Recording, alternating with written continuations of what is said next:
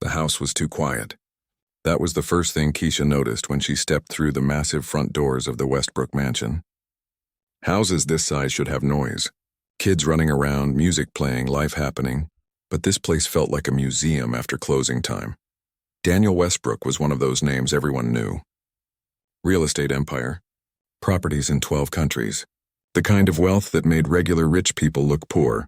His Seattle estate sat on 5 acres overlooking the water, with more square footage than most people would know what to do with. Helen, the house manager, led Keisha through hallways lined with expensive art that probably cost more than Keisha would make in 10 years.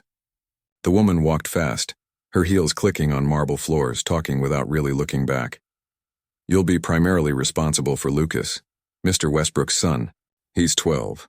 The previous caregiver left rather suddenly, so we need someone who can start immediately and commit long-term."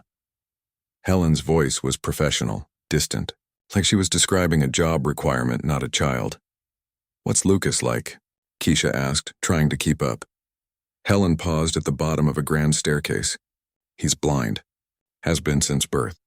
He requires full-time supervision. Very quiet boy. Easy to care for, really. He keeps to himself." Something about the way she said it made Keisha's stomach tighten. Easy to care for. Like he was a houseplant, not a kid. They climbed 2 flights of stairs. The 3rd floor was its own world. A full apartment, really. Living room, kitchen, bedroom, bathroom. Everything a person could need without ever leaving. "Lucas stays up here," Helen explained. "It's safer for him. Everything is set up for his needs. He knows where everything is, can navigate independently. Mr. Westbrook prefers it this way.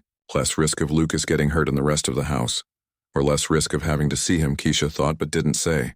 She'd worked for enough wealthy families to recognize when a child was being hidden away. Lucas was sitting in a chair by the window. Not looking out, obviously. Just sitting. Perfectly still. His hands rested in his lap and his eyes were open but unfocused, staring at nothing.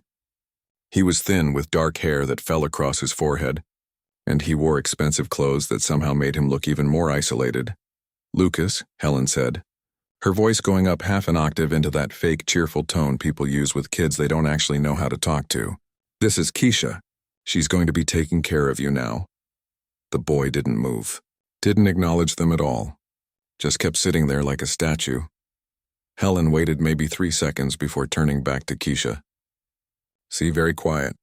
There's a binder in the kitchen with his schedule, dietary restrictions, medication times, everything you need. His tutors come Monday through Friday, 9 to 3. Otherwise, he mostly does his own thing. Any questions?" About 1,000, Keisha thought. But she just shook her head. After Helen left, Keisha stood there studying the boy who still hadn't moved. She'd worked with kids with disabilities before. Had a nephew who was deaf, a niece with Down syndrome. She knew that disability didn't mean absence. But Lucas sat there like he was trying to take up as little space as possible. Like he was apologizing for existing. "Hello, Lucas," Keisha said, keeping her voice normal. Not too loud, not that patronizing tone Helen had used. Just regular. "I'm Keisha Williams. I'm 50 years old, I have 3 grown kids of my own, and I'm going to be spending time with you. That okay with you?" Nothing. Not even a flicker. Keisha pulled up a chair and sat down a few feet away from him. "I'm not going to pretend I know what it's like to be you. But I'm going to try my best to figure it out. Fair warning, though, I ask a lot of questions. Comes with the territory of being nosy." Still nothing. She spent the rest of that first day learning the routine. And what a routine it was. Everything scheduled down to 15-minute increments. Breakfast at 7. Personal care from 7:30 to 8. Tutors from 9 to 3 with a lunch break at noon. Free time from 3 to 6. Dinner at 6. Evening routine from 7 to 8:30. Bed by 9. The tutors came and went like clockwork. A math teacher, a reading specialist, a music instructor. They were professional, efficient, and completely disconnected from their student. They'd ask Lucas questions in that slow, careful way, and he'd answer in a whisper so quiet Keisha had to strain to hear. Then they'd mark something on their tablets and move on. Nobody asked Lucas how he was feeling, what he was interested in. If he had any questions, it was like teaching a recording device instead of a person. What disturbed Keisha most was the way Lucas moved through his day. He was perfectly capable. Could feed himself, dress himself, navigate his rooms without hesitation. His fingers would move over Braille labels, finding everything he needed. But he did it all mechanically. No frustration when things were difficult. No satisfaction when things went well. Just blank compliance. On her third day, Keisha finally met Daniel Westbrook himself. He appeared in the doorway of the third-floor apartment around 6 in the evening. Tall, maybe 45, with silver threading through his dark hair. Expensive suit even though he'd supposedly been working from home.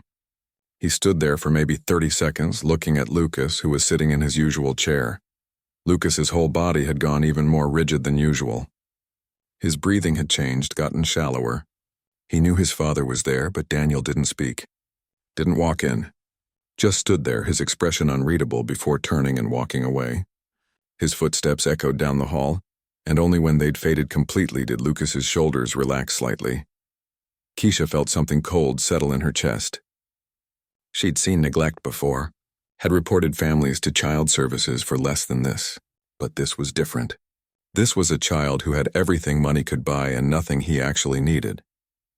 That night after Lucas had gone to bed, Keisha went exploring. Not snooping exactly, just trying to understand the house she was working in. She found photos in the main living room, Daniel and a beautiful blonde woman on their wedding day, the same couple holding a baby wrapped in blue. A few more of the baby as he got older, Lucas obviously, though younger. Then the photos stopped. No pictures of Lucas past maybe age 4. The rest were landscapes, art pieces, empty compositions. She found Helen in the kitchen. "Can I ask you something? How long have you worked here?" 15 years. Since before Lucas was born. What happened to his mother? Helen's expression closed off.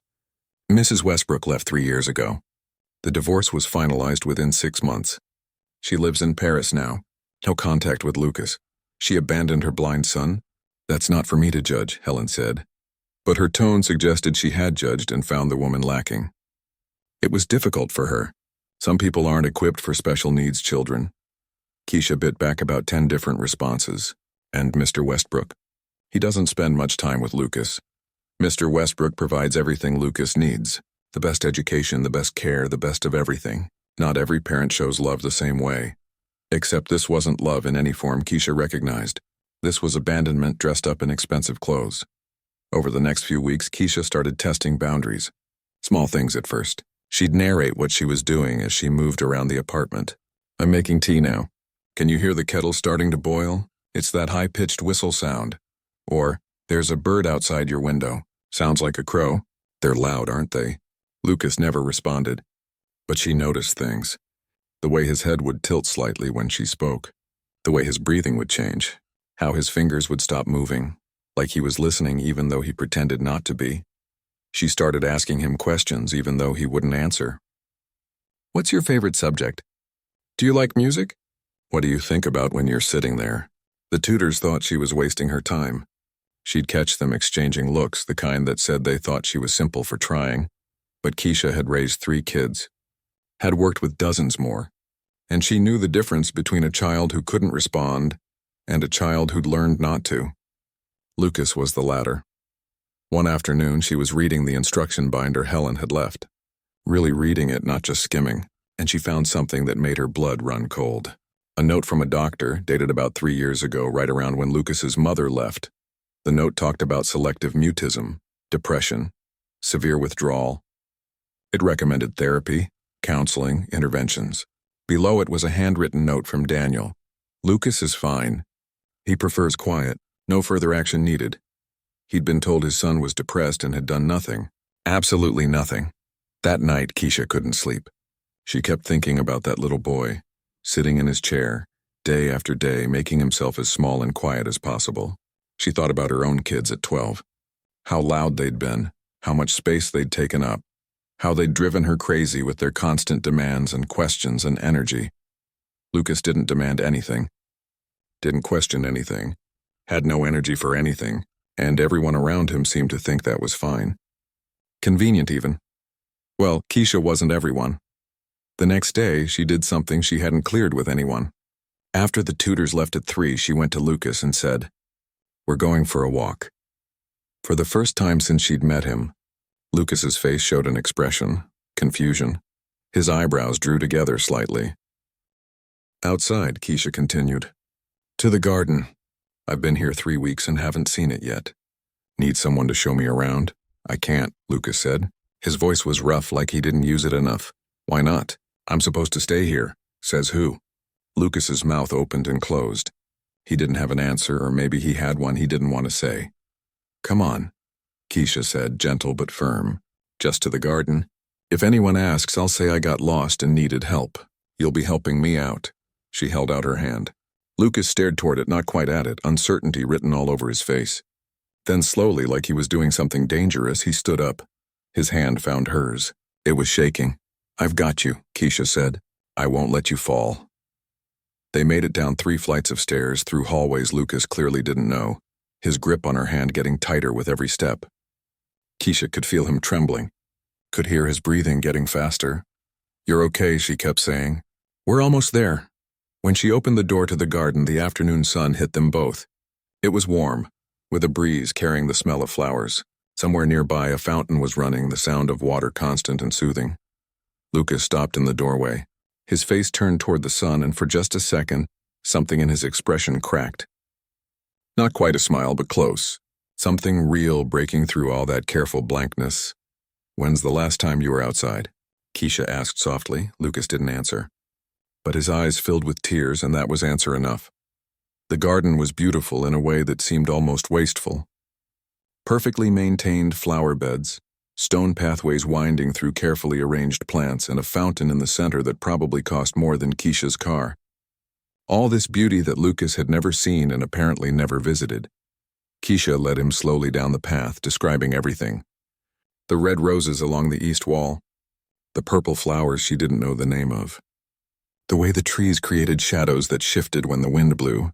She felt silly at first, narrating the world like some kind of tour guide.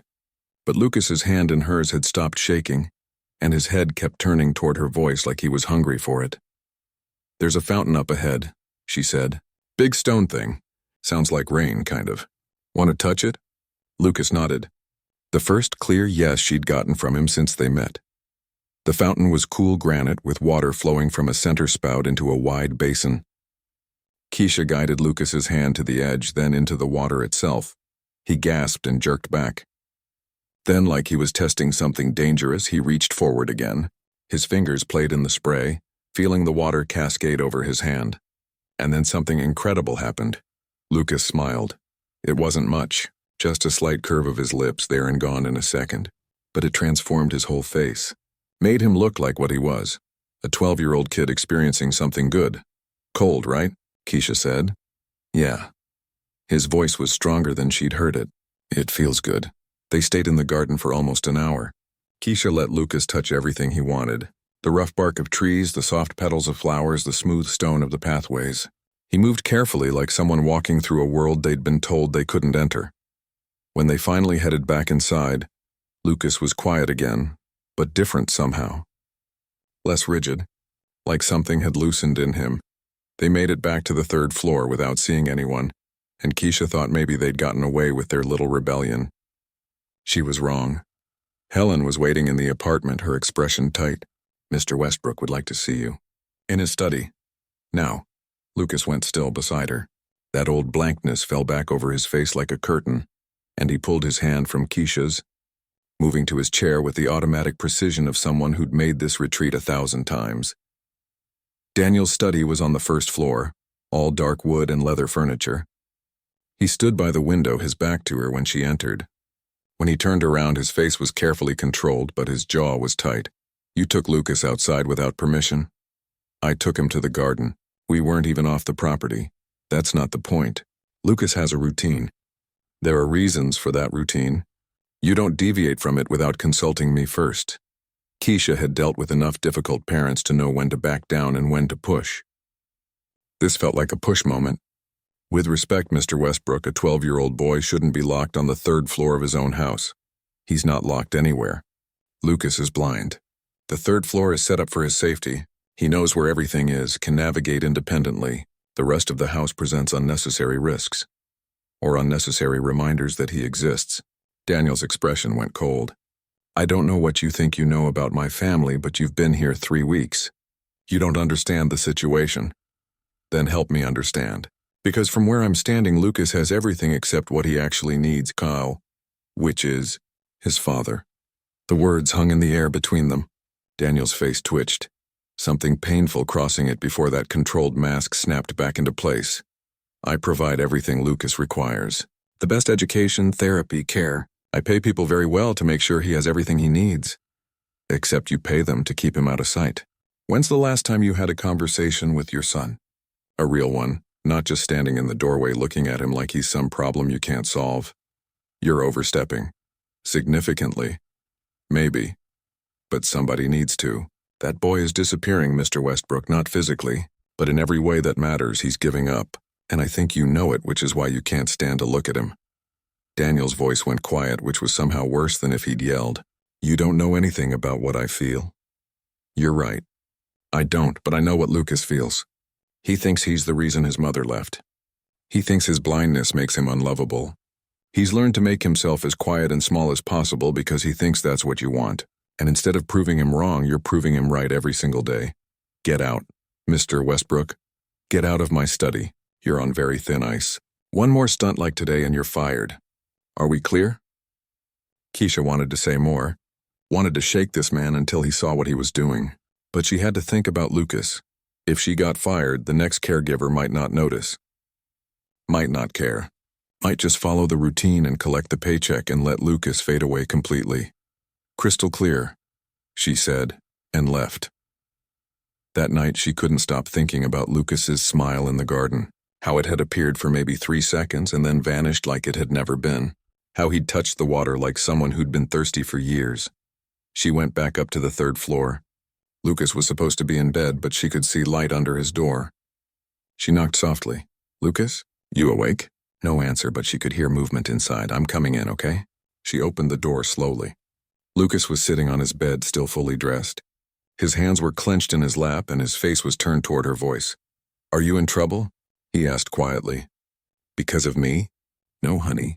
I'm fine. I heard you talking. With my dad. He was angry. He was worried. That's different. Lucas's laugh was bitter, too old for his age. He wasn't worried. He just doesn't like when things don't go according to plan. I'm supposed to stay up here. That's the plan. Keisha sat down on the edge of his bed. Can I ask you something? And I need you to be honest with me. Do you understand everything people say around you? Lucas was quiet for a long moment. Then he nodded. And you can talk just fine? More than you do? Another nod. Why don't you? Lucas's hands twisted together. Because it doesn't matter. Nothing I say matters. My tutors don't care what I think. Helen doesn't care. My dad, his voice broke. He can't even look at me. Luca, you know what the last thing my mom said to me was? Before she left? He didn't wait for Keisha to answer. She said, I'm sorry, that's it. Like she was apologizing for leaving. But really she was apologizing that I exist. Because if I was normal, if I could see, she wouldn't have had to go. That's not true. Yes, it is. I heard them fighting. Before the divorce, Dad said he was trying his best and Mom said his best wasn't good enough because nothing would ever be good enough when their son was defective. That's the word she used. Defective. Keisha felt her throat tighten. She wanted to tell him he'd misunderstood, that his mother hadn't meant it that way. But she couldn't lie to him. Kids knew when you were lying, especially kids like Lucas who'd learned to listen to every word because they couldn't see faces. Your mom was wrong, Keisha said firmly, and cruel. And the problem isn't you, Lucas, it never was you. Then why does my dad avoid me? Because he's scared and hurt. And he doesn't know how to be your father. But that's his failing, not yours. Doesn't matter whose failing it is. The result is the same. Lucas laid back on his bed, turning his face toward the wall. The conversation was clearly over. Keisha wanted to say more, to somehow fix what was broken in this house, but she didn't know how. Over the next few weeks, something shifted. Keisha started spending more time just talking to Lucas, not about important things necessarily, just talking. About her own kids when they were young, about her favorite books, about the silly things that happened in the household. And slowly, Lucas started talking back. Not much at first. A sentence here and there. But gradually, he opened up. He told her about the books his tutors assigned that he actually liked. About the music he listened to when everyone thought he was sleeping. About how he'd taught himself to identify people by their footsteps. Helen walks fast, always in a hurry. The tutors are all different. Mrs. Patterson drags her feet a little. Mr. Cho takes really long steps. You walk steady, same pace every time. And my dad. He stopped. What about your dad? He walks quiet, like he's trying not to be heard. Sometimes he comes to the doorway and just stands there. I always know he's there, but he never says anything. Just stands there for a minute and then leaves. How often does he do that? Almost every day. Usually at night after he thinks I'm asleep. Keisha felt something crack in her chest. Daniel was visiting his son. He just didn't know how to do it right. Didn't know that standing silently in a doorway was worse than not coming at all because it told Lucas his father was there, but chose not to engage. She started doing something that probably would have gotten her fired if anyone knew. She began documenting Lucas's days. Not the official stuff. Helen had binders for that. But the real stuff. The moments when Lucas laughed at something she said. The questions he asked about the world outside. The way his face would light up when she described something new. She also started noticing other things. Things that contradicted what everyone had said about Lucas being developmentally delayed. He wasn't. He was sharp, curious, thoughtful. He just learned that showing any of that made people uncomfortable, so he hid it. One afternoon, his music tutor, Mrs. Patterson, was teaching him a new piece on keyboard. Lucas picked it up immediately, his fingers finding the notes after just one demonstration. "You're very talented," Mrs. Patterson said in that patronizing tone adults use when they're surprised kids can do things. Lucas's hands stilled on the keys. "My mom used to play piano before she left." "Oh, well, yes, I'm sure she did." The tutor moved on quickly, uncomfortable with the mention of Lucas's absent mother. But Lucas kept his hands on the keys, not playing, just touching them. After Mrs. Patterson left, Keisha asked, "Do you miss her? Your mom?" "I don't know. I miss having a mom, but I don't know if I miss her specifically. Does that make sense?" "Yeah, honey, that makes perfect sense. Sometimes I try to remember what her voice sounded like, but I can't anymore. It's been too long." "What about your dad's voice? You remember that?" Lucas's face closed off. "I remember it. I just wish I didn't have to remember it from the hallway." That night, Keisha made a decision. She went downstairs and knocked on Daniel's study door. When he called for her to enter, she walked in with her phone in her hand. "I need to show you something," she said. Daniel looked up from his laptop, annoyed at the interruption. "If this is about Lucas's routine again, just watch." She pulled up a video she'd taken that afternoon. Lucas at the piano playing the piece Mrs. Patterson had taught him. But after the lesson ended, when he thought no one was paying attention, he'd kept playing. Experimenting with the melody, adding his own variations, his face alive with concentration and joy. Daniel watched silently. When the video ended, he didn't say anything. "That's your son," Keisha said quietly. "That's who he is when he thinks no one's watching. He's brilliant and creative and desperate for someone to see him, and he's giving up because he thinks nobody wants to. I do see him. No, you don't. You see his blindness. You see your ex-wife leaving. You see your own fear and disappointment, but you don't see Lucas." Daniel's jaw tightened. "You have no idea what it's like, having a child who'll never—" He stopped, unable to finish. "Can't what? Can't see?" That's one thing he can't do. But he can do thousands of other things. He can think and feel and create and love. But you've decided his blindness is all that matters, and now he believes it too. What do you want from me? I want you to talk to him. Really talk to him. I want you to walk through that door instead of standing outside it. I want you to be his father." Daniel looked away. "I don't know how to do that anymore. If I ever did, then learn. Before it's too late. Things got worse before they got better.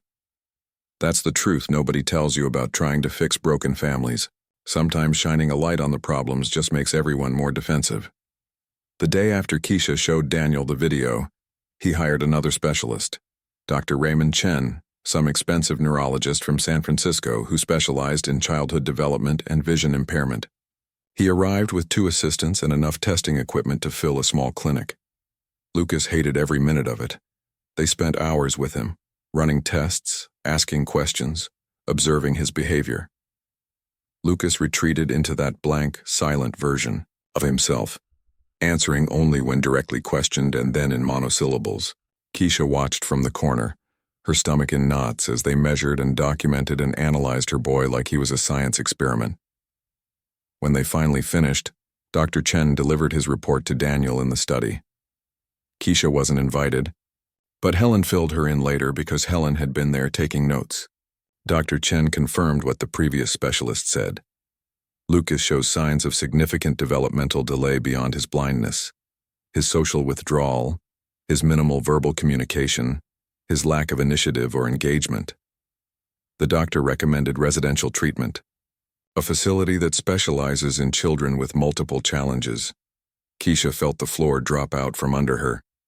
He wants to send Lucas away?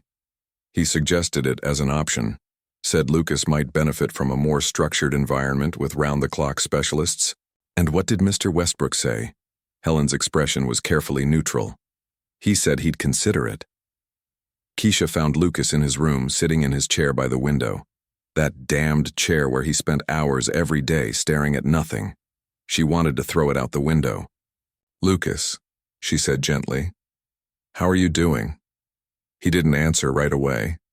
When he finally spoke, his voice was flat. "They think I'm stupid, don't they?" "No, honey. Nobody thinks that." "Yes, they do. I can tell. The way they ask questions, like they're talking to a little kid. The way they're surprised when I answer correctly. They think I'm broken." "You're not broken. Then why is my dad looking for ways to send me away?" So he'd figured that out. Of course he had. Lucas missed nothing, heard everything. He'd probably been listening to footsteps and voices and conversations for years, piecing together the truth about what his family really thought of him. "Your dad is scared," Keisha said. "He doesn't know how to help you, so he's asking other people. It doesn't mean—" "It's fine," Lucas interrupted. His voice had gone dead again. "Maybe it would be better. Then he wouldn't have to pretend I don't exist. I could just actually not exist, at least not here." "Lucas, don't say that." "Why not?" "It's true. Mom left because she couldn't stand looking at me. Dad stays because he has to, but he can't stand it either. Maybe if I was somewhere else, everyone would be happier." Keisha sat down hard on his bed. This was worse than she'd thought. Lucas wasn't just sad or lonely. He'd internalized his parents' rejection so completely that he thought he deserved it. "Listen to me," she said firmly. "Your parents failing you doesn't mean you're a failure. You understand that? Doesn't matter what I understand. It only matters what's real. And what's real is that you're a smart, talented, incredible kid who's been dealt a really unfair hand. But you're still here, still fighting, even when everything tells you to give up. That's not weakness, Lucas, that's strength. Doesn't feel like strength. It never does when you're the one doing it." That night, Keisha did something she'd been avoiding.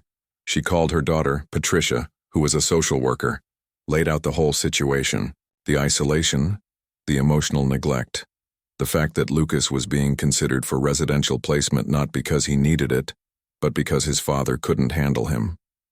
"Technically," Patricia said carefully, "he's being provided for. He has shelter, food, education, medical care. That's the legal standard. But he's dying inside. That has to count for something. Emotionally, of course it counts. But proving emotional neglect, especially in a wealthy family with resources, is nearly impossible. And if you report it, you'll lose your job and your access to Lucas. Then who helps him? So I just watch it happen? No. You keep doing what you're doing. Be his person. Be the one who sees him. Sometimes that's all we can do." It wasn't enough. But it was all Keisha had. The next morning, she woke up with an idea. It was risky.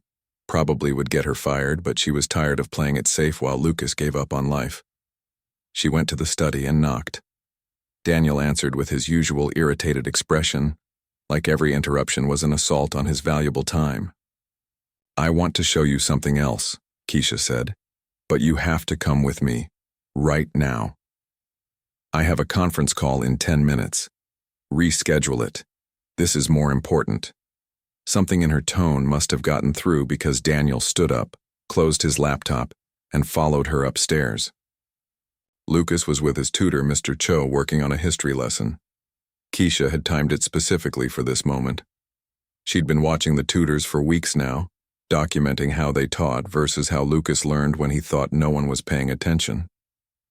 Mr. Cho was droning on about the Civil War, reading from his notes in a monotone. Lucas sat at his desk, his face blank, his fingers moving over a Braille textbook without any sign of engagement. "Mr. Cho?" Keisha interrupted. "Can I borrow Lucas for a minute? Mr. Westbrook would like to ask him something." The tutor looked annoyed but nodded. Keisha gestured for Daniel to sit in the tutor's chair. He did, clearly uncomfortable, while Keisha stood behind Lucas. "Lucas," she said, "your dad has a question about the Civil War. Can you help him?" Lucas's whole body went tense. He turned his face toward where his father sat, confusion evident. Keisha had prepped Daniel for this. She'd told him exactly what to say. "Lucas," Daniel said, his voice awkward, "can you explain to me why the Battle of Gettysburg was significant?" "Just pretend I don't know anything about it." Lucas hesitated. "You want me to explain it?" "Yeah, in your own words, not from the textbook." And something incredible happened. Lucas started talking. Really talking. About the turning point of the war. About the strategy decisions, about how it changed the momentum of the entire conflict. He didn't recite facts like he did with the tutors. He explained, analyzed, drew connections. He talked for 5 minutes straight, his face animated, his hands moving as he spoke. This wasn't a developmentally delayed child. This was a kid who was passionate about history and had never been given the chance to show it. When Lucas finished, there was silence. Mr. Cho looked shocked. Daniel looked stunned. "Where did you learn all that?" Daniel asked quietly. Lucas's animation faded. He shrank back. "The textbook. And I listen to podcasts sometimes. At night. When everyone thinks I'm sleeping." "What kind of podcasts?" "History ones mostly. Sometimes science. Whatever I can find." Daniel looked at Keisha, then back at Lucas. "You never told any of your tutors you were interested in this?" "They never asked." That simple statement hung in the air. They never asked. Nobody had ever asked Lucas what he was interested in, what he wanted to learn, what made him curious. They'd just delivered information and moved on, never bothering to check if he was actually engaged. After the tutor left, Daniel stayed. He sat there in that chair, looking at his son, really looking at him for maybe the first time in years. "What else are you interested in?" Daniel asked. Lucas seemed suspicious, like this was a trap. "Why?" "Because I'm asking." "Music. I like music." "And math, actually. The way numbers work together. And I want to learn about astronomy, but nobody thinks blind people can understand stars, so why wouldn't blind people be able to understand stars?" "That's what I said. You don't have to see them to know how they work." "But Mrs. Patterson said it would be too hard for me to visualize." Daniel was quiet for a moment. "Your tutor told you that you couldn't understand astronomy because you're blind?" "She didn't mean it badly. She just thought it would be frustrating for me." "But you want to learn about it anyway?" "I want to learn about everything." Lucas's voice got stronger. "But everyone treats me like I can only handle simple stuff. Like being blind means I'm stupid. So eventually I just stopped asking questions because it made people uncomfortable." Keisha watched Daniel's face as he processed this, watched him realize that every specialist who diagnosed Lucas with developmental delays had actually been documenting the result of years of low expectations and isolation. Lucas wasn't delayed. He'd been systematically shut down by everyone around him, including his own father. "I'm sorry," Daniel said. The words came out rough, like they hurt. Lucas went very still. "For what?" "For not asking. For assuming. For letting you think that your blindness was the only thing about you that mattered. It's okay." "No, it's not. Nothing about this is okay. But I want to try to make it better. If you'll let me." Lucas's face showed a dozen emotions at once. Hope, fear, suspicion, longing. "How? I don't know yet. But maybe we start by having breakfast together tomorrow. And you tell me what you're actually interested in learning, and we figure it out from there." After Daniel left, Lucas sat frozen in his chair. Keisha could see him shaking slightly. "You okay?" she asked. "Did that really just happen?" "It did. He's going to forget. Or change his mind. Or, maybe, but maybe not. People can change, Lucas, if they want to badly enough. Why now? Why does he suddenly care now?" "Because sometimes people need to have their faces shoved in the truth before they can see it. Your dad has spent years avoiding you because he didn't know how to deal with your blindness. But today he saw that you're not just your blindness. You're you, and that's someone worth knowing." Lucas didn't say anything, but tears started running down his face. Not sad tears exactly. More like the tears that come when you've been holding something in for so long that when it finally releases, everything comes out at once. Keisha let him cry. Sometimes that was the most important thing you could do for a kid. Just let them feel what they needed to feel without trying to fix it or rush them through it. Later that night, she was in the third-floor kitchen when she heard voices in the hallway. Daniel's voice quiet but distinct. "Can I come in?" "Okay." Lucas's voice uncertain. Keisha moved closer to the door, shameless in her eavesdropping. "I wanted to say goodnight," Daniel said. "I know I don't usually, but I thought maybe I could start." "Okay." Silence. Long enough that Keisha thought maybe that was it. Then Daniel spoke again. "Your mother leaving. That wasn't your fault. I've let you believe it was because I didn't know how to tell you the truth. But she left because she couldn't handle her own feelings about your blindness. That's on her, not you. Dad, let me finish. You've spent years thinking you're the problem, thinking that if you were just different, just better, just normal, everything would be fine. But the problem was never you. It was us, your mother and me. We failed you, and I'm sorry." Keisha heard movement like someone sitting down. "I don't know how to be your father," Daniel continued. "I should. You're 12. I've had 12 years to figure it out. But I've been so scared of doing it wrong that I didn't do anything at all. And that's worse. I see that now. I don't know how to be your son either," Lucas said quietly. "I don't know what you want me to be. I want you to be you. That's all. Just you." There was more silence, but it felt different than the cold silences Keisha had witnessed before. This one felt like maybe something was beginning instead of ending. Change didn't come like a lightning bolt. It came in small, awkward steps that sometimes moved forward and sometimes stumbled backward. But at least they were moving. Daniel showed up for breakfast the next morning like he'd promised. He sat across from Lucas at the small table in the third-floor kitchen, and for the first 5 minutes neither of them said a word. The silence was painful to watch. Daniel would start to speak, then stop. Lucas would tilt his head like he was listening for something that wasn't coming. Finally, Keisha couldn't take it anymore. She set down a plate of eggs and said, "Lucas was just telling me yesterday about this podcast he listens to, something about the space race. You should ask him about it." It was a lifeline and Daniel grabbed it. "The space race?" "Yeah," Lucas said cautiously. "There's this series about the Apollo missions. It's really detailed. Talks about all the engineering challenges they had to solve." "Like what kind of challenges?"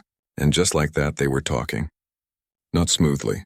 There were awkward pauses and moments when Daniel said the wrong thing, or Lucas retreated back into that protective shell. But they were trying. It became a routine. Breakfast together every morning.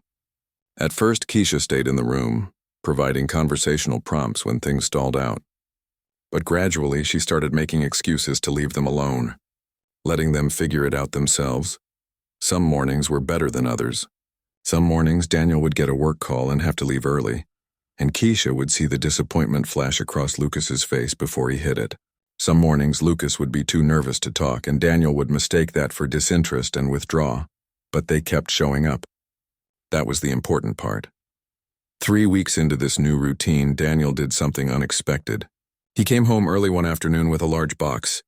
"Lucas," he called up the stairs. "Can you come down to the living room?" Keisha watched Lucas's face cycle through confusion, suspicion, and curiosity. She walked with him down the stairs, his hand on her arm, his steps careful on the unfamiliar path. In the living room, Daniel stood next to the piano. The box sat on the bench. "What's this?" Lucas asked. "It's a keyboard. A MIDI one. Connects to a computer with software that can help you learn. I talked to Mrs. Patterson. She mentioned you're really talented, but that you've never had the chance to practice on your own terms. So now you do." Lucas's hands found the keyboard, his fingers running over the keys. "But how will I know what to practice?" "The software's probably all visual. There's accessible software, text-to-speech, different input methods. I had my IT guy set it all up. And I got you subscriptions to a bunch of music learning apps that work with screen readers. Mrs. Patterson can help you figure it out during your lessons. Lucas didn't say anything. He just stood there, his fingers on the keys, his face working through emotions too big to name. And one more thing, Daniel said. His voice was nervous now. I know your mom used to play. I thought maybe if you wanted, we could learn some of the pieces she used to play. Together. You said you were terrible at piano. I am. But maybe that's okay. We can be terrible together. Lucas made a sound that was half laugh, half sob. His fingers found middle C and pressed it, the note ringing out clear and true in the quiet house. Thank you, he whispered. Daniel looked at Keisha over Lucas's head, and she saw tears in his eyes. She nodded at him. Small steps, but in the right direction. That night Lucas played for hours. Keisha could hear it from the third floor where she was folding laundry. Not practice pieces, just exploration, testing the keyboard, learning what it could do, finding sounds that pleased him. Around 9, she went to check on him. He was still at the piano, though he'd moved it up to his room. You should probably get ready for bed, she said gently. I don't want to stop. I know, but you can play again tomorrow. And the day after that, it's not going away. Lucas's hand stilled on the keys. What if it does? What if he changes his mind about trying? What if he doesn't? Everyone else has. Mom changed her mind about staying. The therapist changed their minds about whether I could learn things. Even my tutors changed their minds about what I can handle. Why would my dad be different? Keisha sat down next to him on the bench. Because he's finally seeing what he's been missing. And sometimes when people realize what they almost lost, they fight harder to keep it. Or they realize it's not worth the effort. Is that what you think you are? Not worth the effort? Lucas was quiet for a long time. I don't know what I think anymore. Everything was simple when I knew nobody cared. Now my dad is trying, and I don't know if I should believe it or just wait for it to fall apart. That's the risk of hope, honey. It means you can get hurt again. But it also means you might get something real. Over the next month, things continued to shift. Daniel started coming home earlier. He'd spend time with Lucas after dinner, sometimes just sitting with him while Lucas practiced piano, sometimes trying to learn pieces himself. He was terrible, just like he'd said, but Lucas would laugh and correct his finger positions, and somehow that shared imperfection brought them closer than perfection ever could have. Daniel also started asking questions about Lucas's tutors, his lessons, what he wanted to learn versus what he was being taught. When Lucas mentioned his interest in astronomy, Daniel hired a new tutor, Dr. Beth Nguyen, who specialized in teaching science to blind students. Dr. Nguyen was different from the other tutors. She treated Lucas like a peer, not a patient. She brought tactile models of the solar system, described concepts through sound and touch, never assumed that visual impairment meant intellectual limitation. For the first time, Lucas's face would light up during lessons instead of going blank. But not everything was smooth. Daniel's old habits would resurface. He'd get stressed about work and disappear for days. He'd promise to do something with Lucas and then forget because a business crisis came up. Each time it happened, Keisha watched Lucas retreat a little bit, that protective shell starting to build back up. One evening, after Daniel had missed the third dinner in a row due to work meetings, Keisha confronted him in his study. You're losing him again. Daniel looked up from his laptop, exhausted. I had an acquisition fall through. I've been putting out fires all week. I'll make it up to him. That's what you said last week, and the week before. I'm trying, Keisha. I'm doing my best. Your best isn't good enough if Lucas can't count on it. You can't show up for a month and then disappear again. That's worse than never showing up at all because now he knows what he's missing. What do you want me to do? Abandon my company? I have responsibilities. You have a son. That's your first responsibility. Everything else should come after. Daniel's jaw tightened. You don't understand the pressure I'm under. And you don't understand the damage you're doing. Every time you choose work over Lucas, you're telling him he's not a priority. You're confirming everything his mother taught him that he's not worth sticking around for. That's not fair. No. What's not fair is expecting a 12-year-old to compete with your company for your attention. He shouldn't have to compete. He should just automatically win. They stared at each other across the desk. Finally, Daniel closed his laptop. You're right. I know you're right. I just don't know how to balance everything. Then something has to give. And it can't be Lucas, not again. The next day, Daniel made an announcement that shocked everyone, especially Keisha. He was taking a leave of absence from his company. 6 months.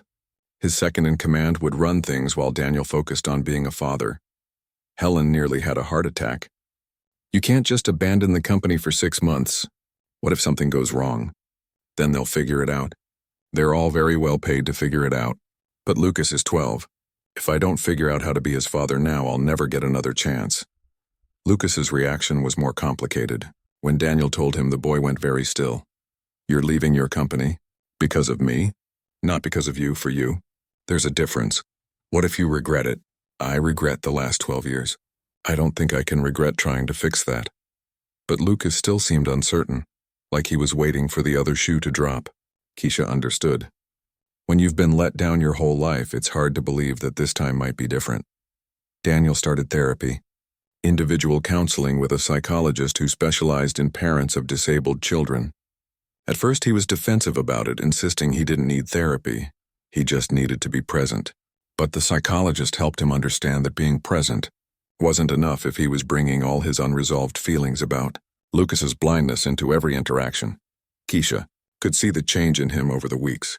He stopped avoiding certain topics, stopped changing the subject when Lucas mentioned his blindness, started being able to hear "I can't see that" without flinching like he'd been slapped. One afternoon, about 2 months into Daniel's leave, Keisha found them in the garden together.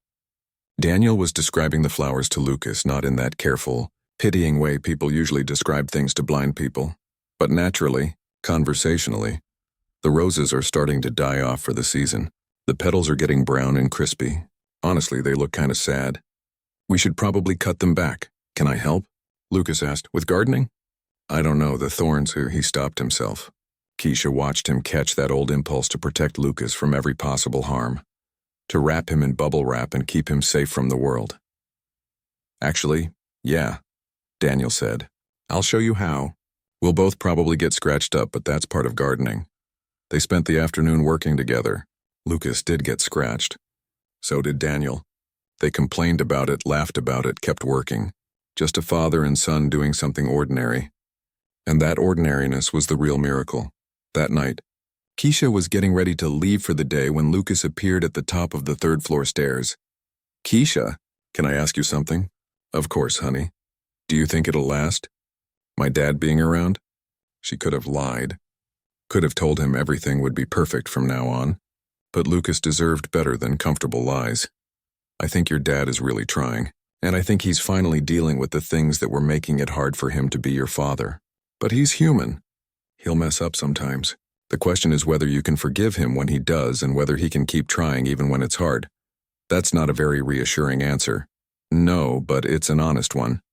Lucas smiled slightly. I guess that's better than a nice lie. Always. He started to turn away, then stopped. Keisha, I don't know if I ever said this, but thank you. For not giving up on me. For making my dad see me. For everything. Keisha felt her throat tighten. You don't have to thank me for that, Lucas. That's just what people who care about you do. Not in my experience. Then you've had the wrong people in your life. But that's changing now. As she drove home that night, Keisha thought about how far they'd come. Lucas laughing in the garden. Daniel choosing his son over his company. A family that had been broken finding their way back to each other. It wasn't perfect. There would be setbacks, she knew. Days when Daniel's old fears would resurface. Times when Lucas's walls would go back up. But they were fighting for each other now. And that made all the difference. The breaking point came on what should have been an ordinary Tuesday. Lucas had been doing so well. He was talking more, laughing more, taking up space in the house instead of hiding on the 3rd floor. Daniel had been present, engaged, learning how to be a father in real time instead of theory. But then Lucas's mother called. Victoria hadn't spoken to her son in 3 years. Hadn't sent birthday cards or Christmas presents or any acknowledgement that he existed. She'd erased him from her life as completely as if he'd never been born. So when Helen told Daniel that his ex-wife was on the phone asking to speak to Lucas, everyone froze. What does she want? Daniel asked.